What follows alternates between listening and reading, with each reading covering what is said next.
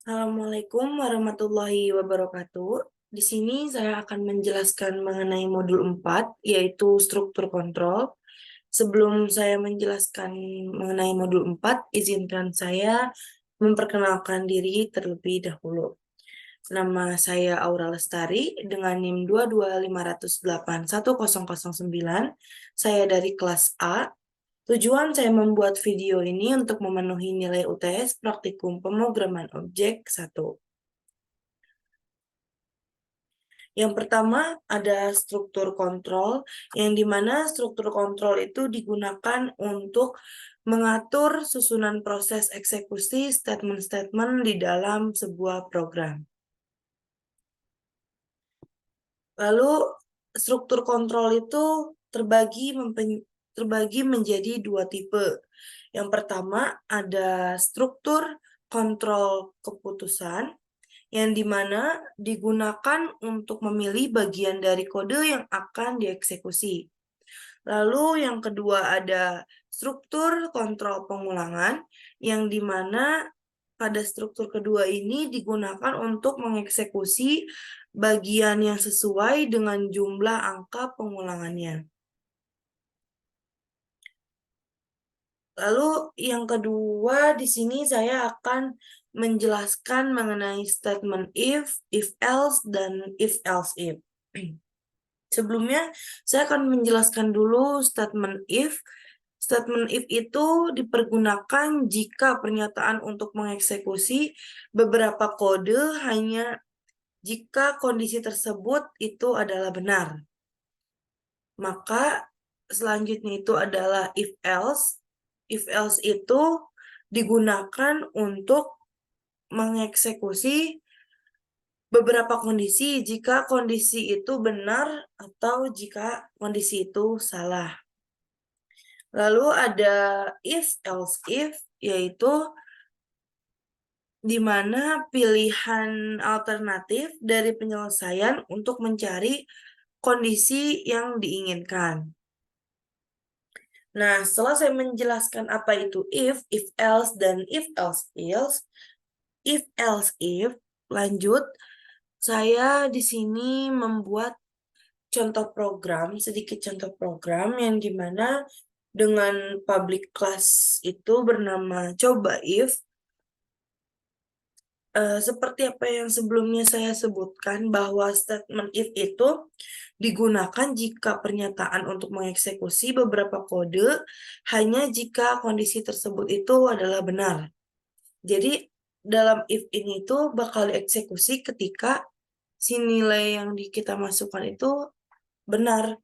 Sebaliknya jika nilai yang kita masukkan itu bernilai salah atau false, maka si statement if ini akan error, tidak akan keluar hasil. Pada contoh ini saya memasukkan debug yang bernilai boolean, lalu integer x sama dengan 5, dan debugnya itu harus sama dengan true. Seperti apa yang tadi saya sebutkan, bahwa statement if ini harus bernilai true biar dieksekusi. Lalu dalam sistem outprint-nya itu kita mengprint yaitu x sama dengan plus x, yang dimana nanti x-nya itu sama dengan 5 karena bernilai true. Nah, seperti pada hasil dari program yang sudah saya buat tadi, maka yang keluar adalah debug x sama dengan 5. Karena tadi debug itu true dan x sama dengan 5 itu true, maka akan keluar hasil seperti pada di layar. Lanjut, yang kedua contoh program statement if else. Yang sudah saya sebutkan sebelumnya bahwa if else itu digunakan untuk mengeksekusi beberapa kondisi jika kondisi itu benar ataupun kondisi itu salah.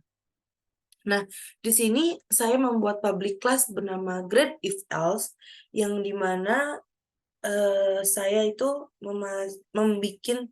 membuat sebuah grade yang bernilai lebih besar dari 60, karena pada statement if else ini dia akan mengeksekusi yang benar dan yang salah, maka saya di sini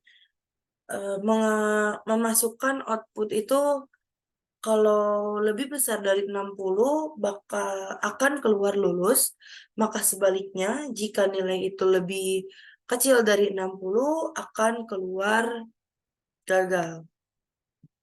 Nah, kita lihat pada hasil dari program ini. Pertama, saya memasukkan nilai 80, maka yang akan tercetak itu lulus. Karena apa? 80 lebih besar dari 60. Dan lanjut angka kedua itu saya memasukkan nilai angka 40, maka akan otomatis tercetak gagal. Kenapa gagal? Karena 40 itu lebih kecil dari 60. Karena tadi saya membuat aturan atau membuat perintah dalam program itu, jika nilai lebih besar dari 60, maka cetak lulus, atau jika nilai bernilai lebih kecil dari 60, maka cetak gagal. Dan saya dalam program tersebut, saya memasukkan grade-nya itu 60, itu udah 60 itu udah pasnya gitu ya, maksudnya masih bernilai lulus jika 60. Namun jika di atas 60 itu lulus, namun juga kalau di bawah 60 itu gagal. Lanjut pada yang ketiga itu ada statement while, do while, dan for. Di sini seperti biasa saya akan menjelaskan dulu apa itu while, apa itu do while, apa itu for. Yang pertama itu ada while. While itu metode perulangan di mana ada kondisi yang harus dipenuhi supaya looping bisa terpenuhi. Lalu duel juga hampir sama seperti while, yaitu duel itu cara melakukan perulangan dulu. Jadi kita tuh melakukan perulangan dulu, lalu kemudian kita memeriksa kondisi atau syaratnya. Jadi kalau while itu tadi metode perulangan di mana ada kondisi harus terpenuhi loopingnya, kalau dual itu kita harus melakukan perulangan dulu, baru kita memeriksa kondisinya. Nah, ada juga for. For itu salah satu bentuk perulangan untuk melaksanakan pernyataan berulang kali terhadap sejumlah nilai yang telah ditetapkan. Jadi for itu misalkan kita memasukkan di dalam for itu angka 1. Maka yang dia akan ulang itu satu terus. Ataupun kita bisa misalkan 1 dan 2 gitu. Kita masukkan angka 1 dan 2, maka nanti yang akan for ini ulang gitu bakal angka 1 dan 2. Jadi 1 2 1 2 1 2. Gak akan dia 1 2 3 4 5, gak akan. Jadi dia hanya mengulang 1 2 1 2. Maka kita lanjut melihat program yang sudah saya buat ini. Pertama saya membuat program mengenai while, yang dimana kita menggunakan public class while. Di dalamnya itu saya menggunakan integer x sama dengan 0. 0 itu untuk apa? 0 itu untuk nilai terendah nanti kita pengulangan. Nah, while-nya itu kan x lebih kecil dari 10. Lalu kita akan mengeluarkan outputnya itu, si X-nya itu berapa nih. Nah, kita bisa lihat nih dari hasil program yang sudah tadi buat, yaitu maka tadi kan karena X-nya sama dengan 0 ya, jadi kita itu mulai pengulangan itu dari angka 0 hingga angka 9, 0, 1, 2, hingga 9. Kenapa sampai 9? Kenapa 10 nggak dibawa? Karena kita tadi buat X lebih kecil dari 10. Jadi kalau lebih kecil itu si angka 10 itu nggak usah dibawa. Misalkan lebih kecil dari 9. Berarti si yang output yang keluar itu sampai 7. Sebaliknya, jika kita membuat X lebih besar dari 10, maka angka 10 itu harus kita bawa. Nah, mungkin itu dari while. Nah, lanjut dari program yang sudah saya buat mengenai tentang do while. Do while itu hampir sama. Mungkin yang membedakan hanya dalam sistem outputnya itu. Kita kalau while itu tadi statement while itu kan di awal ya dimasukkan while x lebih kecil dari 10. Namun kalau do while ini dia itu while itu dimasukkan setelah do. Do itu di dalam itu kita print outputnya x-nya itu. Sama seperti while, karena kita di sini memasukkan integer x sama dengan 0, maka nanti yang keluar juga akan nilai terendahnya itu akan 0 hingga 9. Karena kenapa 9? Kita memasukkan angka 10. Seperti pada hasil ini, hasilnya pun sama seperti program while, 0 hingga 9. Mungkin nggak usah dijelaskan lagi ya kenapa sampai 9, karena saya tadi udah menjelaskan bahwa kita itu kalau lebih kecil dari 10, maka angka 10-nya itu tidak dibawa. Namun sebaliknya, jika lebih besar dari 10, mungkin 10-nya itu dibawa. Nah, adapun contoh program dari statement for.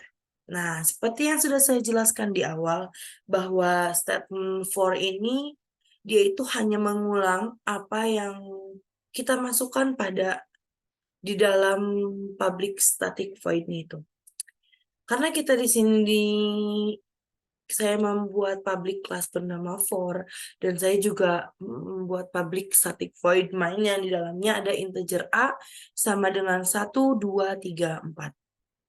Maka nanti itu akan mengeluarkan print outputnya itu berulangannya itu angka yang kita masukin. Gak akan misalkan jadi ada angka 5, nggak akan. Karena kita hanya memasukkan 1, 2, 3, dan 4. Maka akan keluar hasil seperti ini.